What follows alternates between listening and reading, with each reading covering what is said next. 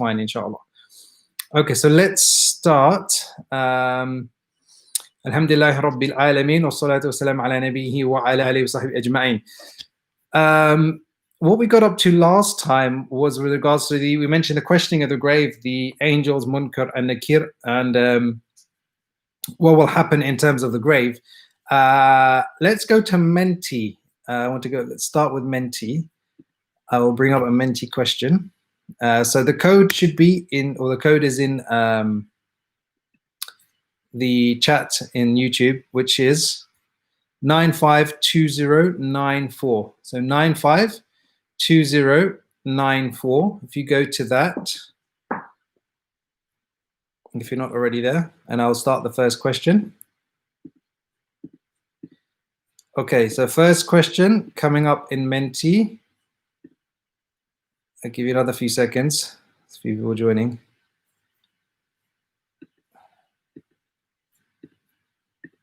Okay, first question coming up now. Okay.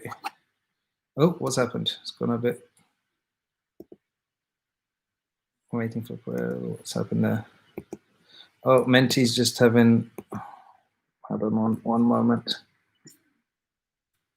Let me start this again. Okay, there we go. So first question of Menti, what will enter Jannah before the day of resurrection? So what of these things will enter Jannah before the day of resurrection? Is it nothing? Is it your soul? Is it your body? Or is it the body and soul? Okay, so this is a bit of a recap, but I just wanted to go over this point before we move forward. Okay, what will enter Jannah before the day of resurrection? Is it nothing at all? Is it your soul? Is it your body? Or is it your body and soul? Okay, so the answer is the soul. It is just the soul. So let's see who is top of the leaderboard. Top so far, we got it first. It was Azim, mashallah, and then Yusuf, and then Thahina was third, mashallah. So yes, so it's just the soul. So we mentioned before that, remember when the body, somebody dies. Okay, I'm just going to summarize very quickly. Somebody dies, the soul gets taken up, goes to the various levels, various stages, the various heavens, and then after that, and comes back down into the body. It is then questioned by the angels, and the questioning starts when the soul or the body hears the footsteps of the people bearing him, walking or her away. The angels come, they start to question that individual. After that, remember we mentioned about how the soul then gets into, into birds, if they're people of Jannah, and they are hanging from the throne of Allah subhanahu wa ta'ala, or various, depending on the level of the person, or in green birds, and so on. We mentioned that. So the key point is that although their soul will be in Jannah, it won't be a complete, it won't be the same as what it will be like after the day of judgment. Okay, so their soul will be there. It will not be the same. Now we don't know exactly what the difference is, how it will feel, and so on, because we haven't been told. And as I mentioned at the beginning, it's always important to remember that these things of the akhirah, we can only say what we have been told. So we don't know exactly what the difference is, but we know there is a difference. For the people that will be, their souls will be in Jannah until the day of judgment, and then after they enter Jannah, from the day of judgment going onwards. Good. Okay. So that's what I wanted to mention. Just a very brief recap. Now, the next thing is what can benefit the deceased. Okay, so somebody's passed away. Let's say it's your mother, it's your father, brother, sister, whoever it may be, a friend, some community member. What can help them? So there is a hadith from the Prophet ﷺ, various famous narration collected by Muslim, also Imam Tirmidhi, Ibn Majah. The Prophet ﷺ said that there are three things that will benefit the deceased. Now, I want to mention something is that it's not necessarily just restricted to these three things. Again, when we're looking at an issue, we have to look at all of the ahadith together. It just happens that in this particular hadith, three things are mentioned. Those three things are sadaqah jariyah. Okay, so we can point them as 1, 2, and 3. The order doesn't matter, but sadaqah jariyah. What is sadaqah jariyah? Sadaqah jariyah is a specific type of charity. Okay, it's not any type of charity. It's ongoing charity that continues to benefit. So, for example, let's say you give charity towards building a masjid. What that means is that every person that benefits from the masjid, you get reward for it. It's continuous. So let's say, for example, you gave money towards the building of the masjid. Every time there's an adhan given in that masjid, you get the reward of the adhan. Every time someone breaks their fast in the masjid, you get the reward of breaking their fast. Every time somebody prays in that masjid, you get the reward of every single person, or a proportion of the reward of every single person that prays in that masjid. Every time there's a Jummah khutbah, every time there's a Taraweeh, every time, there's a dua, every time there's Qur'an recited. Oh, imagine all of that reward, subhanAllah, just for helping the building of a masjid. That's one example, okay, of an ongoing charity that will continue to benefit you even after you have passed away. An example of a charity, let's say, that's not sadaqah jariyah. Let's say, for example, you gave somebody, a meal. Okay, you gave somebody a meal. You made some food, or you bought them some food, or so on. So that's sadaqah. That's considered, but it's not ongoing. It's not so it benefited them on that day. Yes. But it's not ongoing. It's not continuing to benefit them, the next day or the following day and so on. So that's not sadaqah jariyah. So that's why it's very, very important when you're giving charity, always look for these opportunities for ongoing sadaqah jariyah. Number two, we can say, is knowledge which you have passed on, which continues to guide others. Okay, knowledge which you have passed on, which continues to guide others. What does this mean? An example. Let's say you teach your child or family member, or you teach, or a teacher in a school, and you teach the children there Surah Fatiha. Every single time they recite Surah Fatiha, you're getting the reward. And every single time they then teach their children or their family members and Surah Fatiha, you're getting the reward. So it can go on for literally generations. Now, many of us may be not in a position to be able to teach others, or to be able to or to be teaching in schools and so on. But if we're not in a position to do that, then we should be looking to facilitate for those who are in a position. Because what that means is, if you're not able to teach, let's say, your children Qur'an, for example, if you then pay somebody to teach them Qur'an, that is you getting the reward as well. So although they're getting the reward, you're also getting the reward of every single time your child recites the Qur'an now, and every single letter they will ever recite in their entire life, you will also be getting a reward for that. So again, look for opportunities for ways in which you can pass on knowledge, or help to others to continue passing on beneficial knowledge. The third one is waladun salih, or a pious child, pious family member that makes dua for the deceased. So somebody has passed away in your family and you are sincerely making dua for them. That is something that can benefit them in their grave and in the akhirah. So those are the three things that I mentioned in that particular hadith. Let's go back to Menti. Okay, Menti. Next question coming up now. Okay, the question is, should we gather to recite the Qur'an on the 40th day of somebody passing away? Yes or no? Okay, yes or no? So somebody's passed away, let's say a family member, someone in the community, and on the 40th day after they passed away, they're holding a gathering to recite Qur'an. Should we do that? Is that something we should be doing, or is it something that we should, not be doing? Yes or no? Okay, let's have a look. So the answer is no, and I'll explain why. So let's go very quickly to the leaderboard. So top of the leaderboard is still Azim, mashallah. Then Thani has moved up to 2, and Sister Faham is 3rd, mashallah. Now, let me explain why. So with regards to reciting the Quran, okay, let's start. If we start from the beginning, if you're reciting Quran, can you give that reward? Can you pass on that reward to the deceased? Okay, can you sit there and recite Quran and say that this reward Allah I'm giving to the deceased? And the answer is, there's a difference of opinion between the scholars. So in the Hanafi madhab and in the Hanbali madhab, it is allowed. Okay, and many of the later on scholars from within the Hanbali madhab, so for example, Ibn Taymiyyah, Ibn al-Qayyim, they also had this view as well, that it is allowed for you to recite the Quran and the reward will go on to the deceased. Why? Because they say the Quran is a type of charity. It's a type of sadaqah. And Imam Qurtubi, for example, has lots of different narrations he brings, and he shows that the Quran is also known as sadaqah, or as a type of sadaqah, type of charity. So because of that, you would be able to pass on the reward to the deceased. Okay, so that's generally reciting the Qur'an. So that's in the Hanafi and Hanbali madhab. In the Maliki and Shafi'is, then they would say no. But now we're talking about something separate. We're talking about specifically on day number 40. Okay, now if we're saying specifically day number 40, we have to then come with proof or something from the Quran, something from the Sunnah that says day 40 is special, that says that we must do it on day 40, or it's Sunnah to do it on day 40.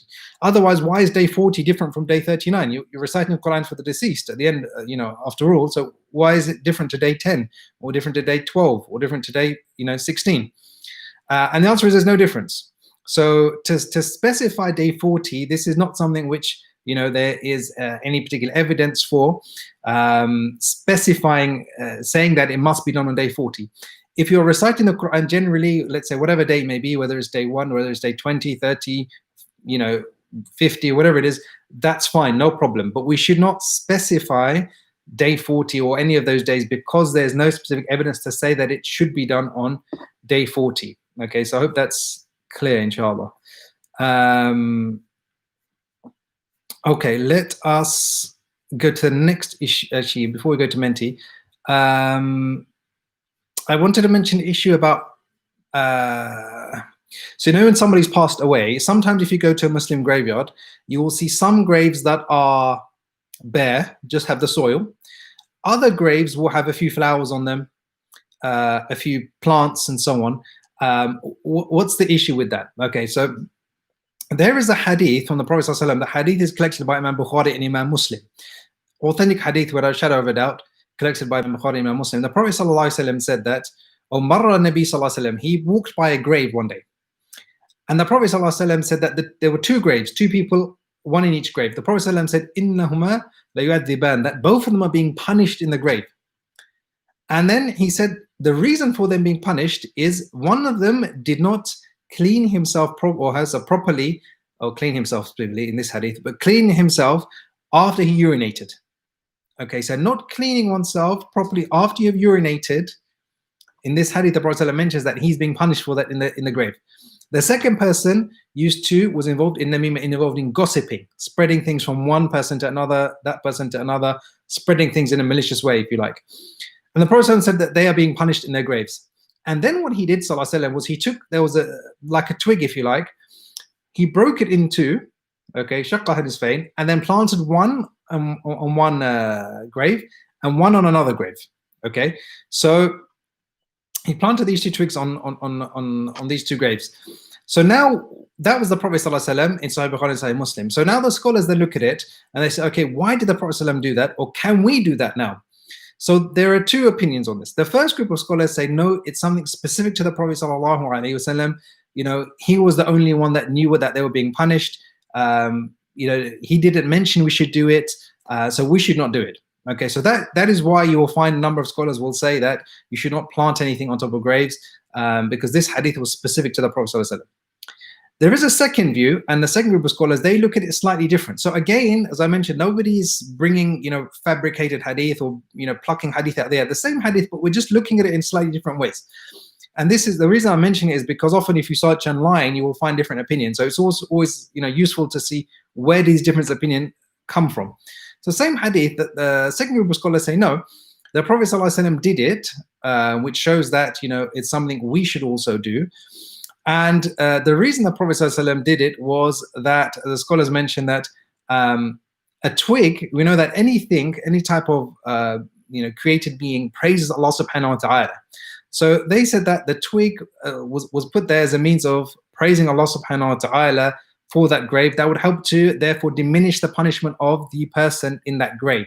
So because of that, they say that it would be allowed therefore to then place, put plants and vegetation and so on top of the grave. Imam Qurtubi, for example, mentions this, and he says that it's desirable to do it, and so on. So, and in fact, they even say that they even use this as proof to be able to recite the Qur'an, coming to the previous issue, for the deceased, because they say if putting a twig or the tasbih or the dhikr of a twig is going to benefit the deceased, then what about the dhikr of somebody who's reciting Qur'an? That will of course benefit the deceased. So they use it in that way as well. But I just wanted to mention that, because sometimes you will go to a Muslim graveyard and you see some with no plants, or no twigs, and you see others with plants and with twigs. So that's where the difference of opinion comes from, and both opinions are valid, and that's the reasoning behind it. Okay, let's go to Menti again. Next Menti question. Okay, coming up now. Next Menti question is, Surah Yasin is specifically to be recited when? Is it after somebody has died, when a person is dying, or neither? Okay, when is Surah Yasin specifically recommended to be recited? Okay, when is it specifically recommended to be recited?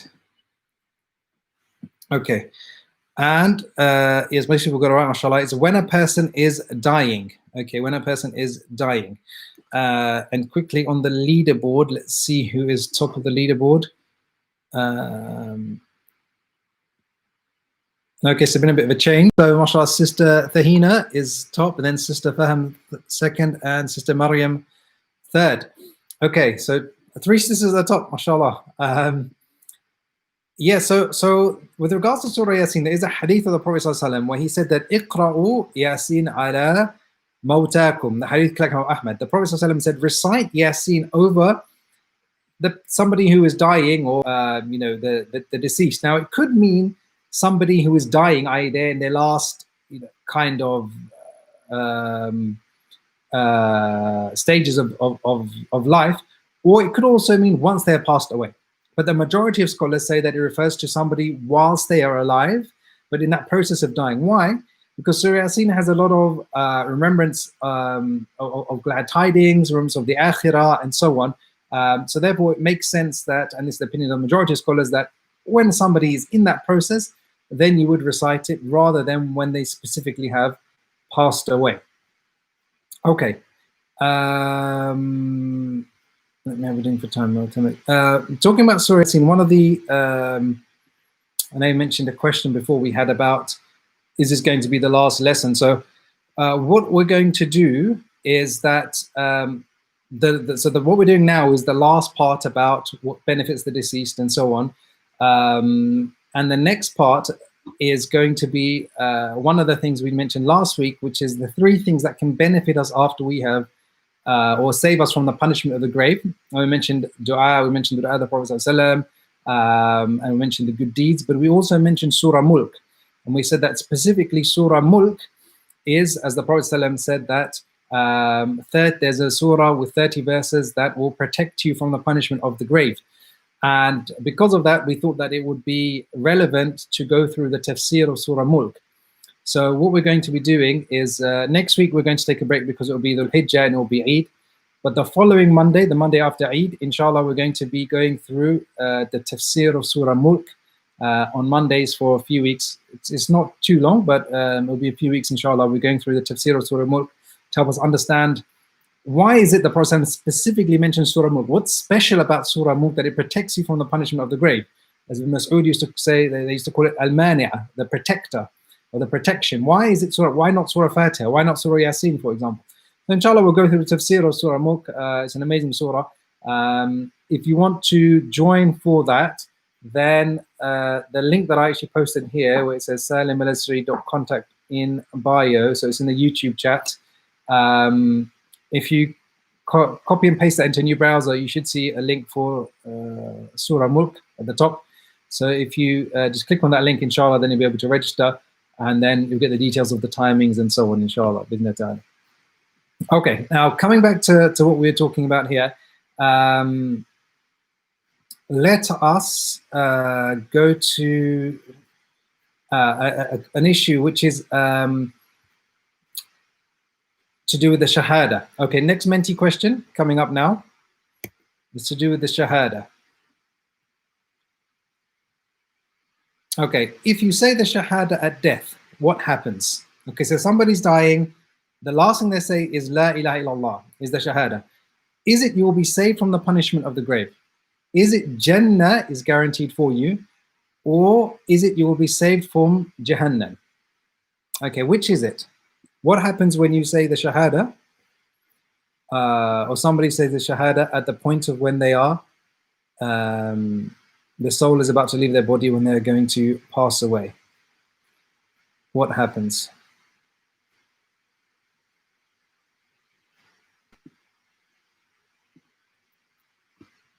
Another few seconds.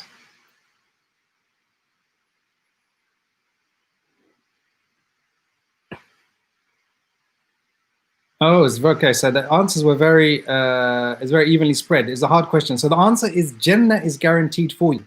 So the Prophet sallallahu alaihi wasallam, he said that whoever said, which is an amazing hadith, he said whoever says the shahada, okay, before you pass away, before you die, then Jannah is guaranteed for you. Amazing. Which is why it's also recommended to remind the dying person of saying the shahada. Very quick look at the leaderboard. MashaAllah. Oh, there's two. Before it was three sisters, now it's two brothers have climbed up. So Usman is top, Malika is second, and Riyadh is third, Azim is fourth. Okay. Right. Let's stick with Menti, okay? And actually before that, when somebody has passed away, how do you do a ghusl? Okay, now you may be in this situation, particularly with COVID-19, where it will be a family member who has to do the ghusl, for example, or you may be in that situation.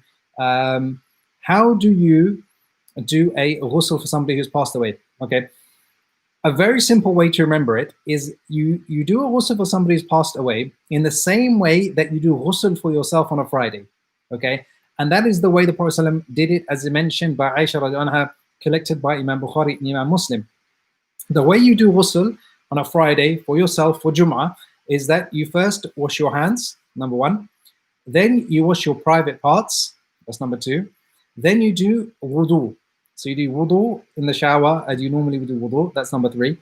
Then what you do is you pour water over your head 3 times. Okay, so 1, 2, 3.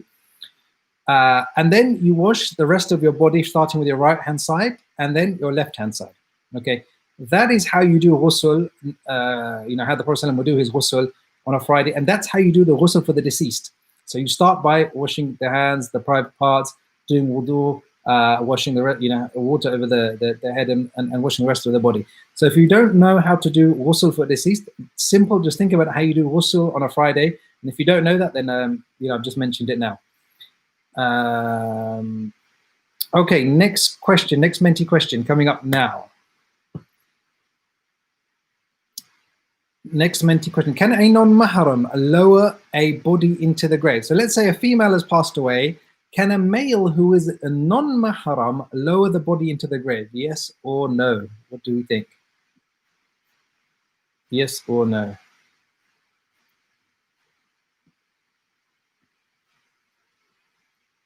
Yes or no? Can a non-mahram lower a body into the grave? So maybe there's lots of males around and a female has passed away.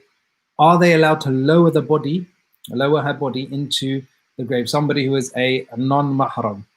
What do we think? Yes or no? In the last few seconds.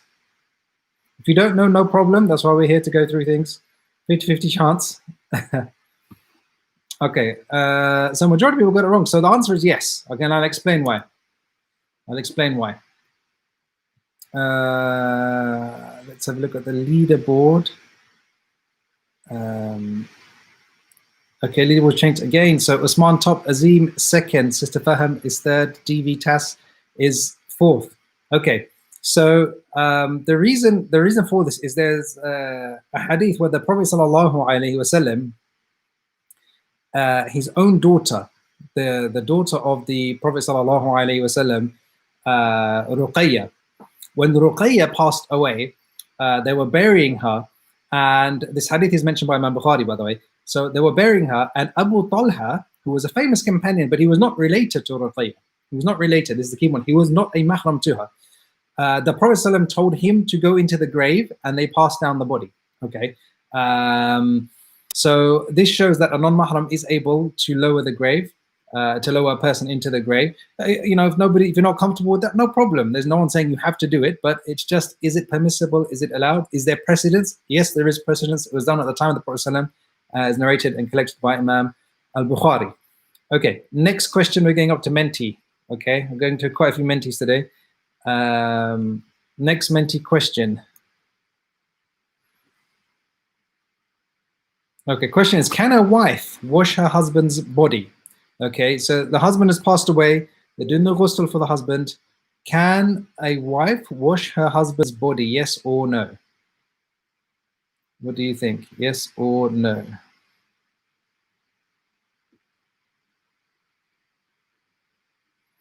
Can a wife wash her husband's body? Yes or no? If you don't know 50-50, might as well guess. Last few seconds coming up.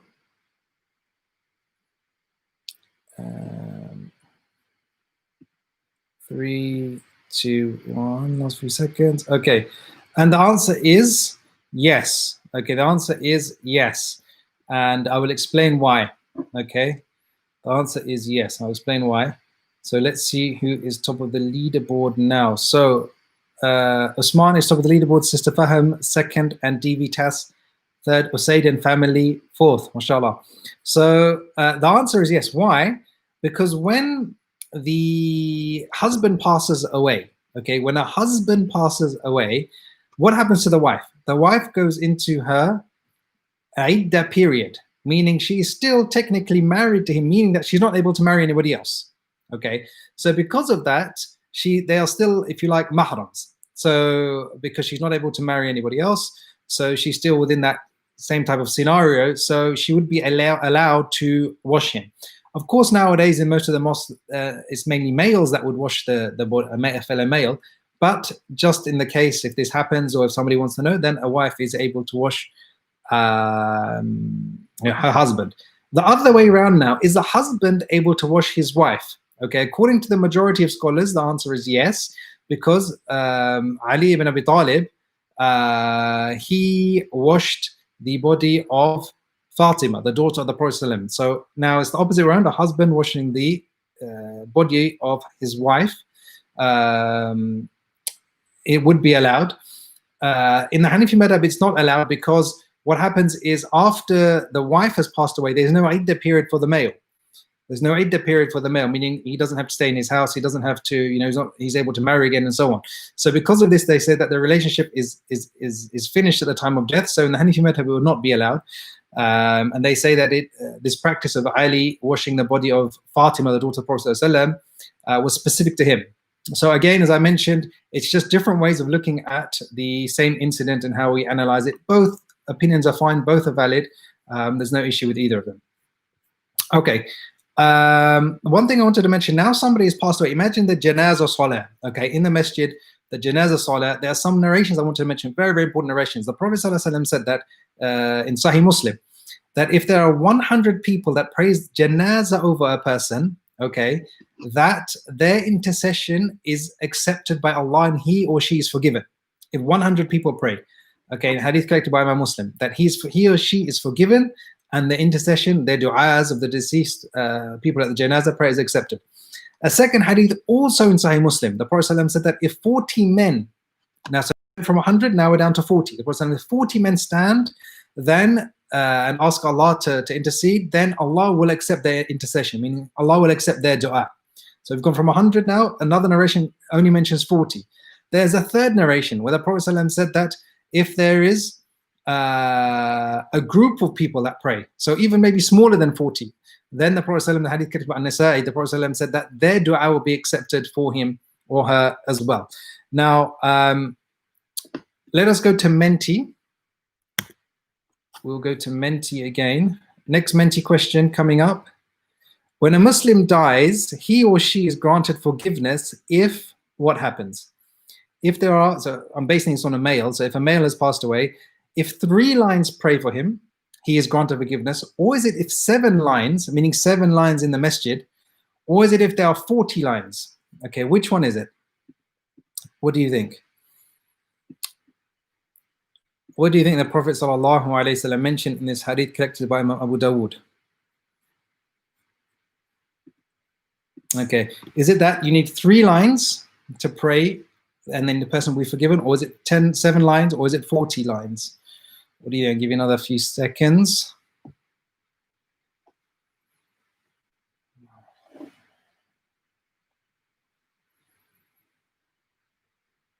Okay, and the answer is 3. Okay, the answer is 3. So let's see the final leaderboard for today. Let's have a look. Okay, so mashallah, top was DV Tas, second sister Faham, third Usman, fourth Malika, fifth Afia Noor, sixth Thahina, seven Usaid and family, eighth Subs, ninth is Riyadh, and 10th was Amy. So mashallah, everyone did very well. The scores are very high.